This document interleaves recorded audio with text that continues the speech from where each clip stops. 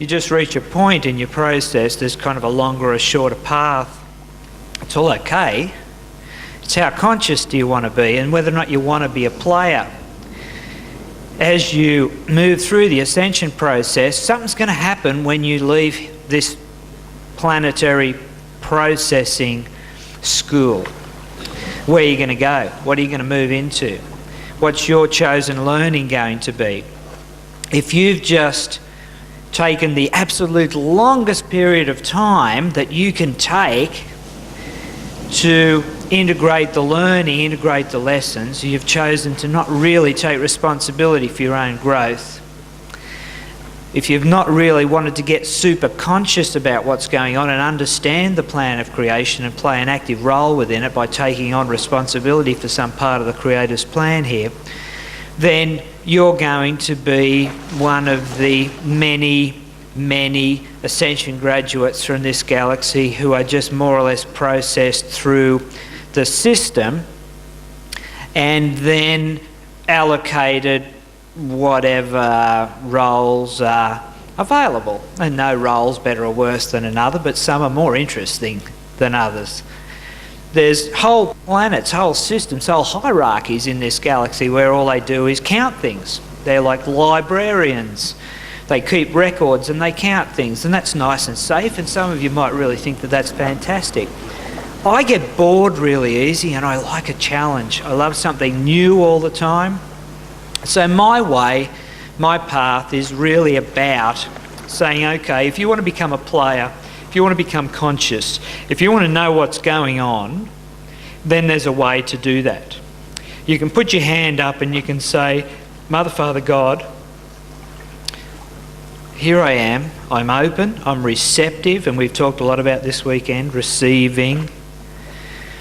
And I want to be a player. I want to know what's going on. I want to understand creation and how it works, and I want to play an active role in that. And I'm really going to walk the talk of it. I'm not just going to talk a lot about it. I'm going to seriously engage in the culture of the whole thing. And I am going to then say, please, can I have some responsibility for the outplay of the Creator's plan? And although anyone can get a response from these master energies who maintain their attention, their focus on evolving systems like this particular system, although anyone is able to get that response, if you're saying, yes, I seriously want to work with you and I want to take on some responsibility, I want to be a player, you'll eventually work yourself into being a peer of these beings, to work with them in a slightly different way. So you'll get sort of a slightly different response. If you were, say you decided today you were really inspired by the musicians that you've seen here. So you decided you wanted to be an amazing master musician. And you decided you wanted to be a piano player or a violinist. Now, you don't know much about music. You've not really listened very much to music. You were in a position where you were a relative beginner. Now, if you were to ring up the most famous violin player or the most famous concert pianist in Australia and say, I want you to teach me and I want to spend one-on-one time with you, seriously, that musician would probably say, well, go away and spend X amount of time developing your craft, and then when you reach a certain level of proficiency and a certain level of awareness, a certain capability, then come back and see me. That would be reasonable, wouldn't it? So if you really want to get to the point of being really conscious and aware, all you've really got to do is release your self-contraction. And what that means, as far as a human being is concerned, is reprogramming all of the fear vibrations in the physical, the emotional, the mental, and the lower spiritual bodies from any fear harmonics to harmonics of love, to frequencies of love. And that's just what these qualities are. Remember that fear is simply like frozen love. Fear is simply a lower vibration of what we know to be love. So alchemy is all about raising frequency. It's all about increasing the vibratory rate and purifying those vibrations also. If you listen to sound, music, whatever, and it's distorted, it really hurts your ears, doesn't it? You've had that experience? Now, if you have the same volume of sound but it's not distorted, it doesn't hurt your ears. You can actually listen to quite loud sound pressure levels, quite loud volumes without it hurting your ears, provided it's not distorted. So a lot of these fear-based patterns, the sabotage and such things, which is just another way of learning. Suffering's a perfectly valid way of learning. And if any of you are really attached to continuing to learn through suffering, that's fine. There's nothing wrong with that. There's nothing wrong with anything. But there are options. You can become consciously aware in a way that the masters are going to say, okay, wow, here's someone who can seriously participate in restoring the balance. Here's someone who can seriously participate in the work of the healing in of and for love and service to all that is. So if you want to choose that, Cosmosis is a process of divine alchemy about raising and purifying vibrations, removing static, removing distortion, which will place you in a position where if you went to that master violinist or that master piano player, they're going to say, hey, this person's got potential. Wow, yes, we can do something with this. We can paint this canvas. We can help to polish this jewel. So it's simply a choice. If you but choose, this is a turnkey, duplicatable process. That's what we've been working on for the last 20 years.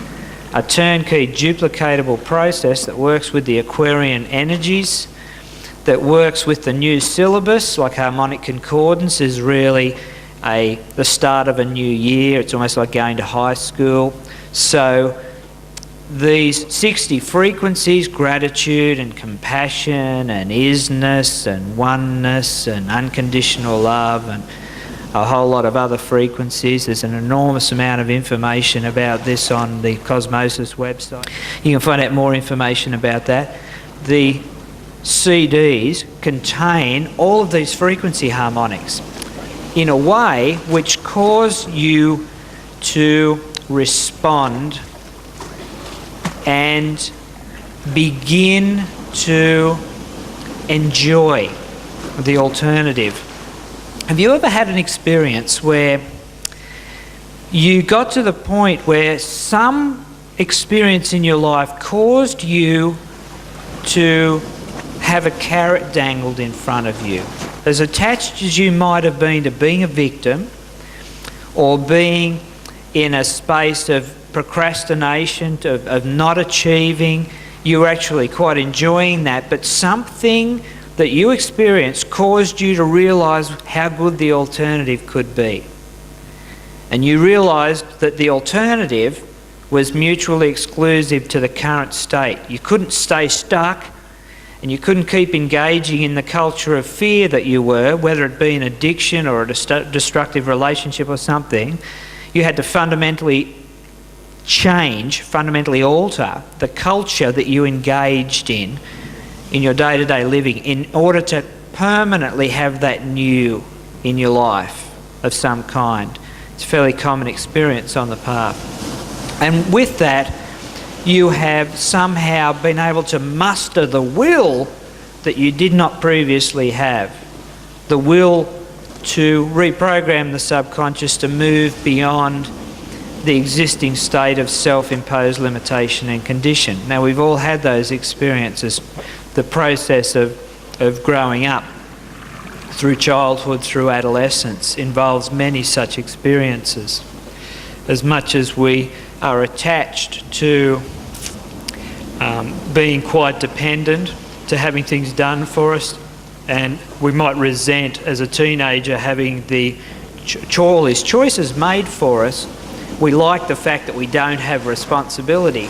We tend to go through a period where we really resent the fact that choices are made for us and we don't have complete say of what's going on in our lives, but we actually enjoy the fact that we don't really have a great deal of responsibility either. And then we start to want to live an adult life without taking responsibility. You remember that period? You really wanted all the benefits and the freedoms associated with being an adult, but you didn't want any of the responsibilities of being an adult. Yeah? You can relate with that. So the process of mastery is not dissimilar to that. You get a glimpse, you get a taste of a whole lot of things. And if you want to seriously engage in the culture of that, you're going to have to walk the talk all the time. Not just when you're on stage, or not just in the book that you write, but all the time.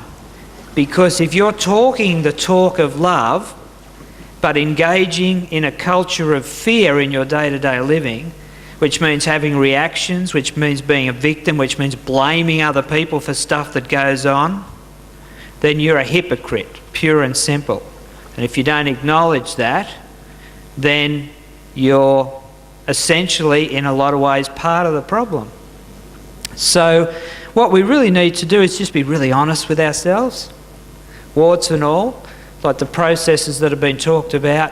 We need to acknowledge it, we need to accept it, to just acknowledge it, and we need to release the judgment.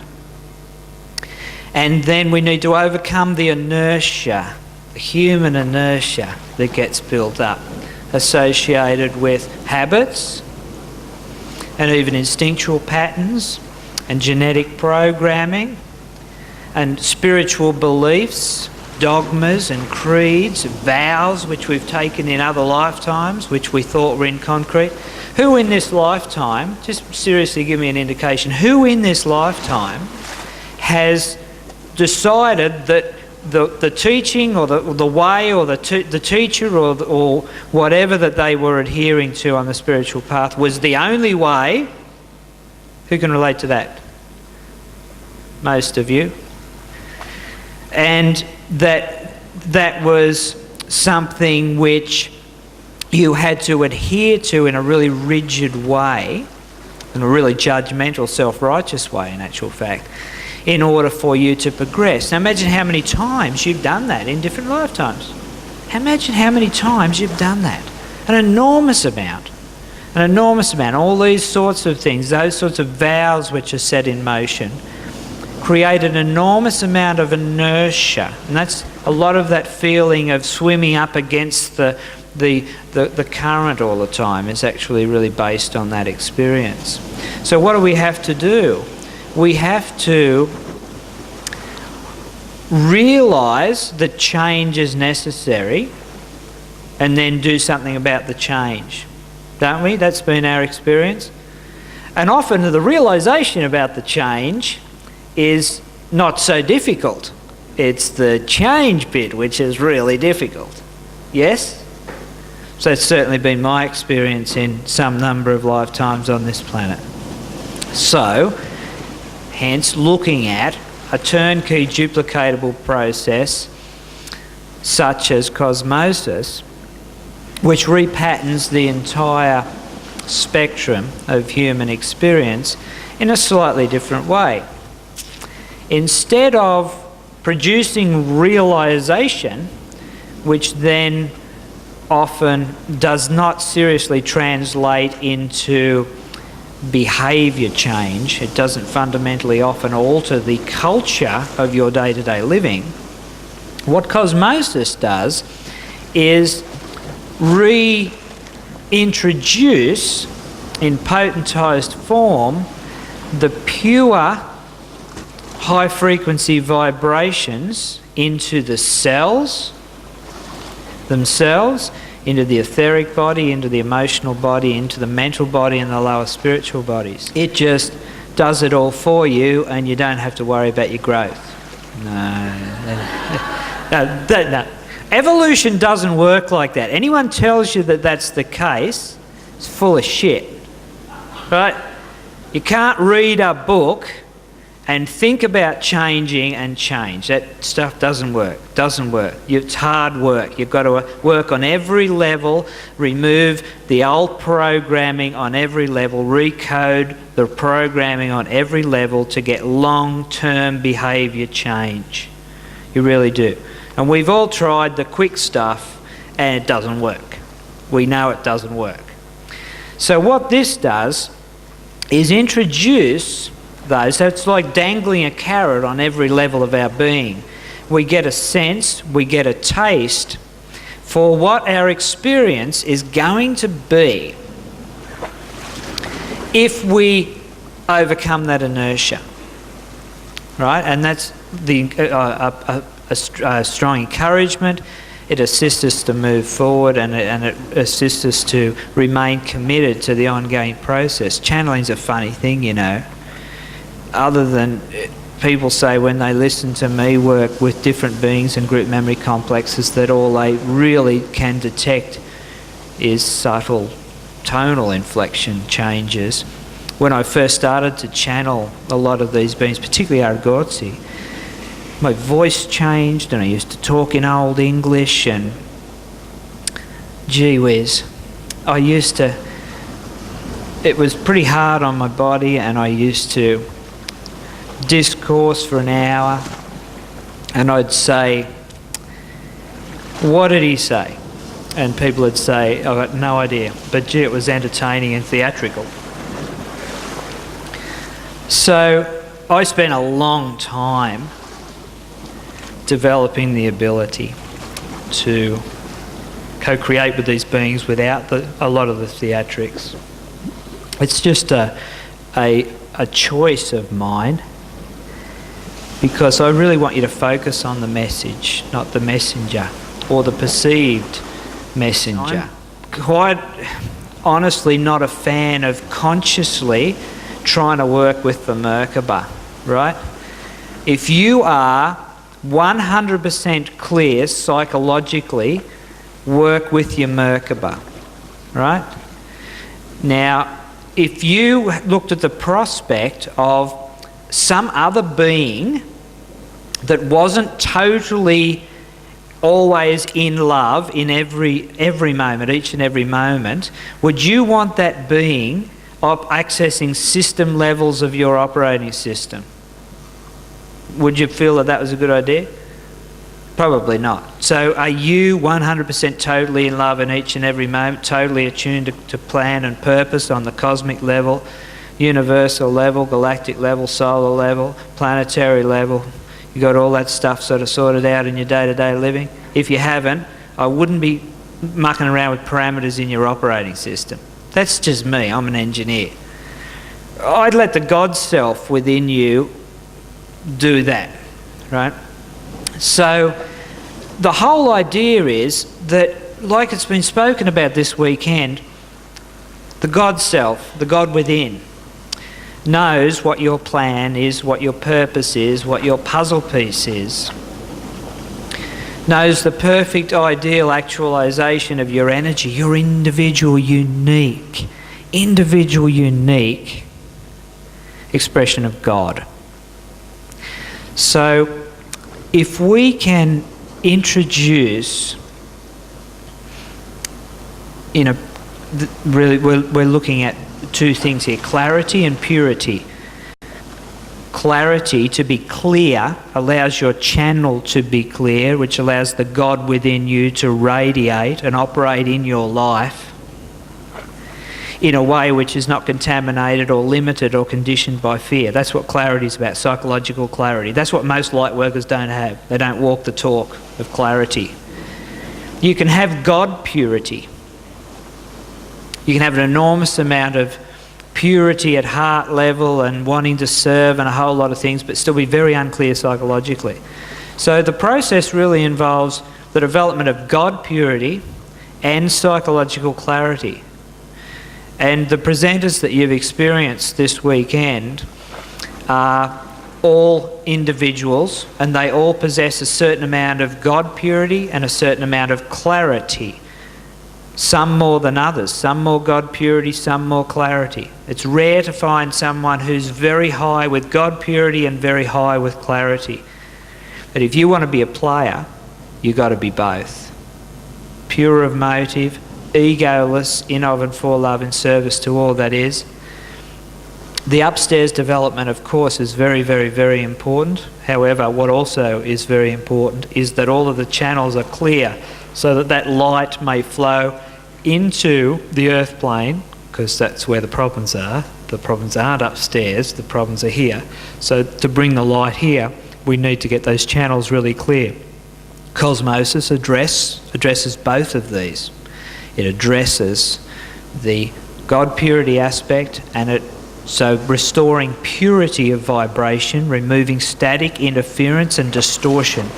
Removing static interference and distortion from your energy matrix. And it also works on the clarity side of things. It doesn't do it all for you, but what it will do for you is open up potential for you.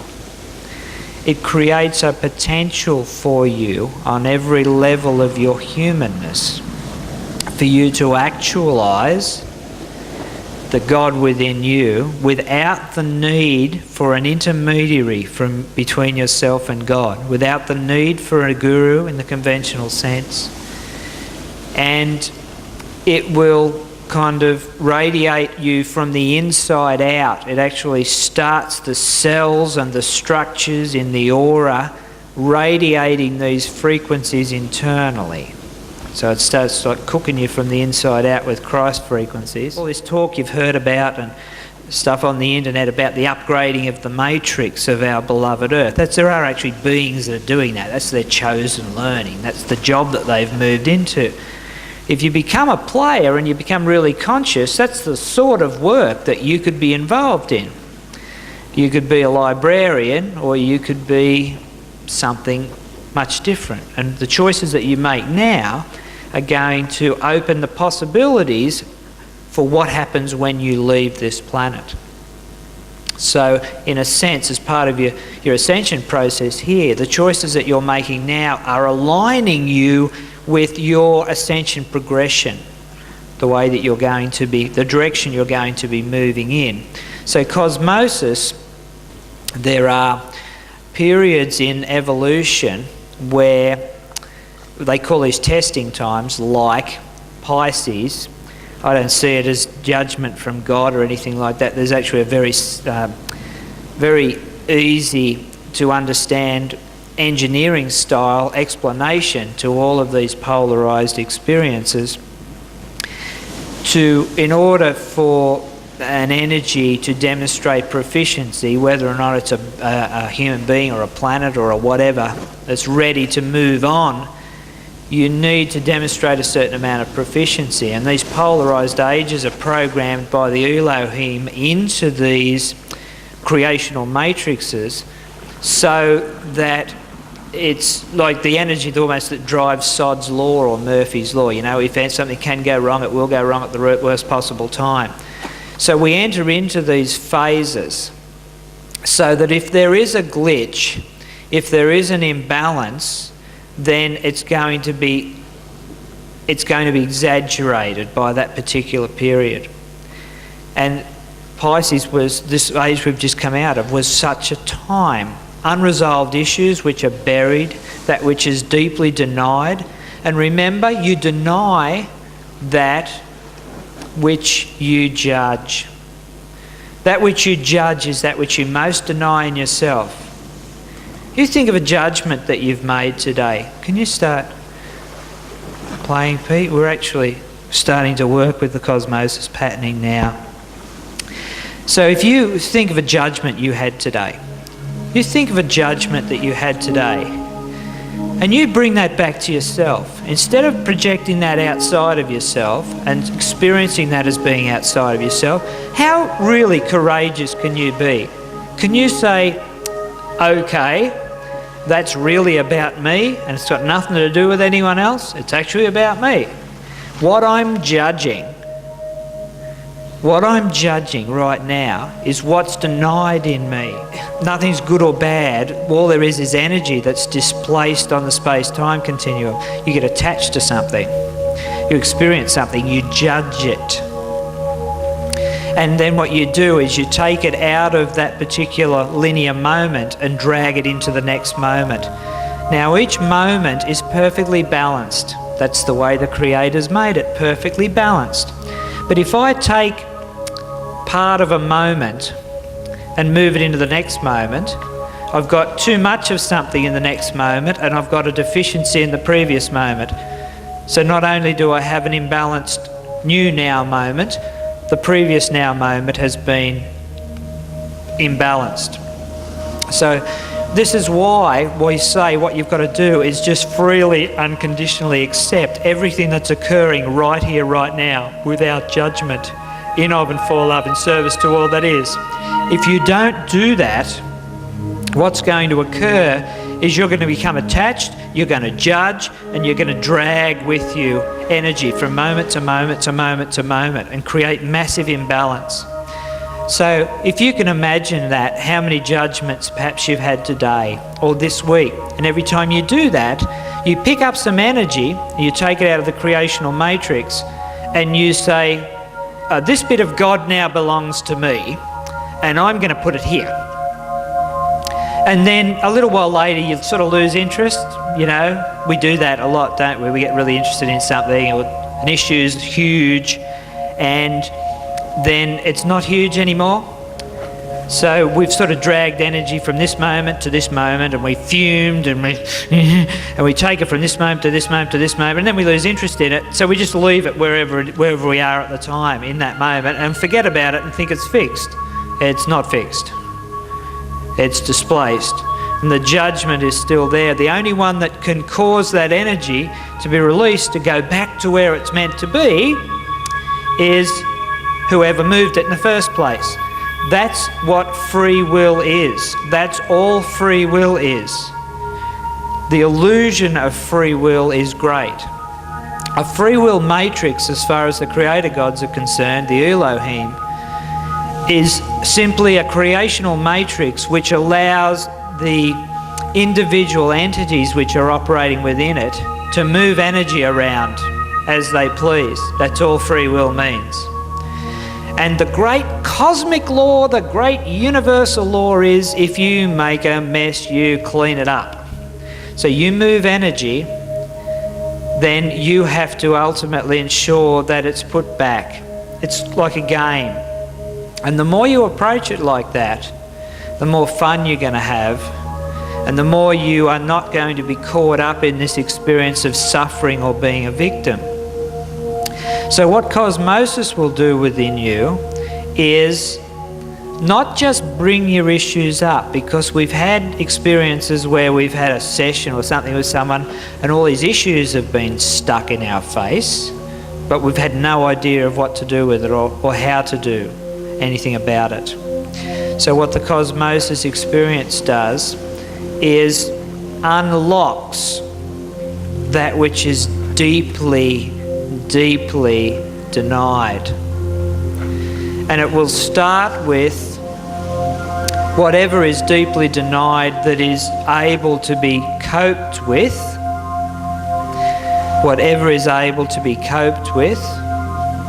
If you start to feel uncomfortable, that's fine. That means the process is actually working. So it starts to draw attention, and this is all magnetically induced through a very scientific alchemical process. It starts to draw attention to unenlightened or unillumined aspects within ourselves on different levels.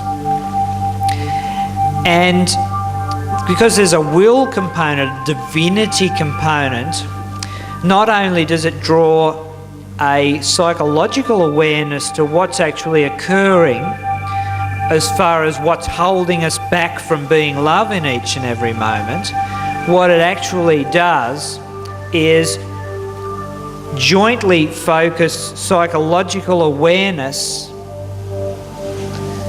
and the awareness of the God within also. So you might be feeling in this moment that none of this applies to you, right? It applies to everyone. If you feel it doesn't apply to you, it shows how deeply you are in defence of your ego. If you try to avoid such an experience, if you say you're committed to love and you use some technique of avoidance to move out of this experience in any way, be it physically or otherwise, you're just actually demonstrating how committed you are to defending your ego and your fear-based patterning and programming, and how unintegrated you are. So a certain amount of choice needs to be engaged with. As you feel uncomfortable with the process, then you go, okay, I bring this back to me, I accept this. I accept this, I don't judge this discomfort. And you go, okay, I'm grateful. This is the key to the whole thing. I'm grateful. Here I am, I'm grateful for this experience to gain in mastery, to move forward on the path of Christed consciousness and awareness. As you then start to engage in your day-to-day living, you will start to experience somewhat of a split in your attitude. As you encounter different experiences which would have previously habitually produced a certain response, you will find that response is there. However, there's also a new way of looking at it, a new attitude, a new understanding. And as you work with that and make a conscious choice to be aware, I'm aware, okay, and I'm going to be choosing the new, you remain committed to it, to choose the new, you'll find over time that you will experience a fundamental alteration in your basic philosophy and the behaviour, the culture of your day-to-day living. We've done trials all over the world with small groups as far as the downloading of these frequencies and the internal radiation, and the results have been absolutely incredible. We know the process works. It simply is whether or not you're going to be prepared to be committed to it. It's not going to make it, like I say, it's not like a magic bullet. It's not going to do it all for you. But what it does is place you in control. It places you in a position where you are able to make steady progress and steady gains. The overlighting component with the Cosmosis experience are presented to you in a metered way which don't overwhelm you, which allow you to, over a period of successive moments, to have a series of revelations rather than realization, a series of revelations as to where you're not walking the talk. The divinity component of the frequency integrations causes you to experience joy in a very real sense as a human being, to experience joy as you choose the new. So the more you engage in the culture of the process, the more you enjoy it, even if you're going through really difficult changes and really difficult shifts. So it can't really be made any simpler than that. It, over a period of time, produces, this is from all the trials that we've done, it produces a sense of stability. It produces a sense of feeling atoned at one, that sense of being in place, that sense of feeling that you are in the right place at the right time. It makes it easier for you to make the difficult choices and the transitions which involve moving beyond the attachments and the limitations which you've set up for yourself as part of your experience. How do you apply this? There's a Cosmosis integration basically for the first 7 rays. Divine will, Mother, Father, God, thy will, not my will be done, which is about taking the control away from the illusionary separate self and working with the processes of denial to allow the God within you to begin to really become the captain of the ship. There is the love wisdom integrations, which really help you to actualize love and really walk the talk and the culture of love. Spiritual intelligence is the 3rd integration for the 3rd ray, which helps with brain illumination and to bring all that, you know, the stuff you touch into when you meditate and you sort of can experience an outer worldliness or some sort of higher reality. It helps to actually make that real for you as a human being and to anchor and actualize that. The experience of harmony and beauty, which helps you to move beyond the experience of duality. You move beyond the experience of the whole conflict mechanism for growth and brings a lot of joy into the experience. Illumination, which is really an actualization of understanding within the humanness. A deep devotion, which radiates inwardly and outwardly, is the 6th integration. So it assists you to be really devoted to your own process, but to have an enormous amount of respect and devotion for that which is perceived to be other and outside of yourself. And then the transformation is the 7th integration, which really starts to key in and tie all of it together in a way which allows you to transform into the spiritual butterfly, to move out of that caterpillar stage, to move beyond the feeling of reluctance, of not really wanting to take responsibility for your own growth, for your own mastery, to make the difficult decisions which are involved in actually really seriously being a master. And you are actually overlighted in the process. There will actually be channels allocated to you to assist you to come to an understanding of the way the process works, to enjoy the process, but it's going to show you your strengths and your weaknesses and assist you to transform your weaknesses into strengths. As I say, it tends to generate an enormous amount of joy in the attainment of the process. The processes really do work. You've got to experience it. If you're skeptical, that's wonderful, because healthy skepticism is going to stop you being led down the garden path. Tangible results that you experience in changing the culture that you engage in, changing the way that you perceive the experiences in your life, changing your day-to-day attitudes, your ability to cope with the inevitable anomalies and inconsistencies that you're going to experience in your life. The people who are very controlled by fear and very controlled by the negative aspects of their own psyche are really to be seen to be the beings who are giving you an opportunity to demonstrate mastery. You're going to encounter them all the time. Losing your temper and carrying on and complaining about that all the time really is just an indicator of how unintegrated you are and how much of a hypocrite you are. So this whole process of being able to cope and live a day-to-day life in, of and for love and service to all that is what Cosmosis is all about. So what you are likely to experience in the next 7 days is new attitudes, new ways of looking at things. You will find different perspectives.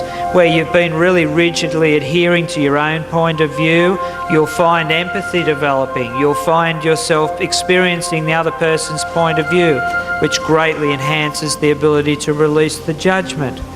You'll find yourself feeling a little uncomfortable about the idea of not changing.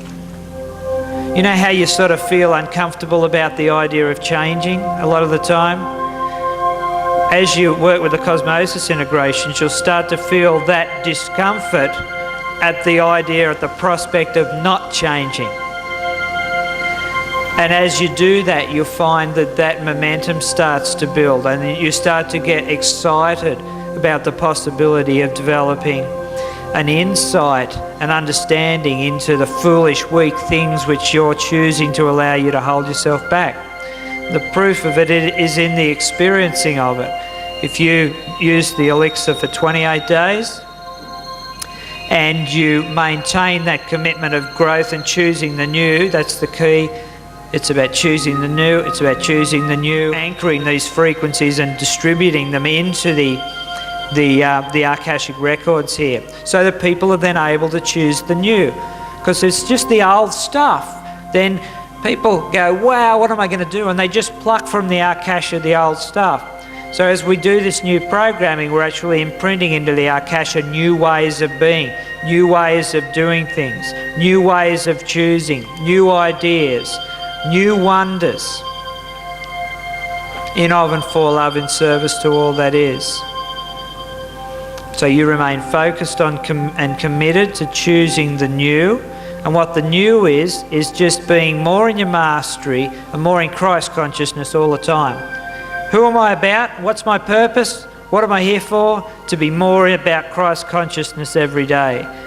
And you maintain that intention, and really that's all that you need to do as you utilise the Cosmosis experience. So the next week, you're likely to experience that empathy, shifts in focus, spontaneous releases of energy, where you've been attached to things, where you've found yourself to be reluctant to let go of things which you know that you're dragging along with you, that energy. You'll find yourself releasing that judgment, and as you release the judgment, that energy returns to its correct place in the space-time continuum, and then it no longer karmically inhibits you, because that's all karma is. Karma is just displaced energy in the space-time continuum.